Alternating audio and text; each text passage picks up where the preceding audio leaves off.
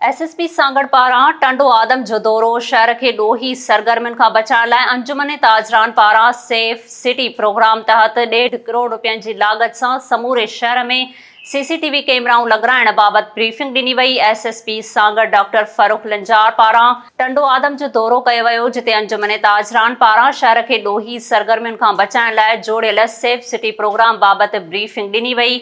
अंजुमन ताजरान जे सदर मोहम्मद इकबाल भट्टी, नौशाद शेख, हबीब बहलम ऐं ॿियनि एसएसपी खे ॿुधायो आहे त समूरे शहर समेत चौधारी 9 किलोमीटर में सीसीटीवी कैमराऊं लॻाई वेंदियूं, जंहिंजो पहिरियों मरहलो 45 ॾींहं में मुकम्मल कयो वेंदो, जंहिं लाइ अंजुमन ताजरान पारां 15 लख रुपया ॾिना विया आहिनि। बाक़ी एमएनए रोशन जुनेजो, सेनेटर मलिक, इमामुद्दीन शौकीन ऐं ॿियनि ॾियण जी ख़ातिरी कराई आहे। उन मौक़े ते एसपी सांगड़ चयो त अहिड़े नेटवर्क सां असां ॾोहनि ते वधीक कंट्रोल करे सघंदासीं, हू बि संदन भरपूर मदद कंदो।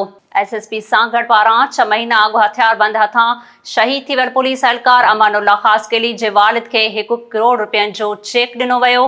उन मौक़े ते डीएसपी टंडो आदम इज़हार Lahori, assistant commissioner Imran Nazir Sheikh, Mukhtiar car रहम अली ज़रदारी ऐं ॿिया पिणु मौजूदु हुआ।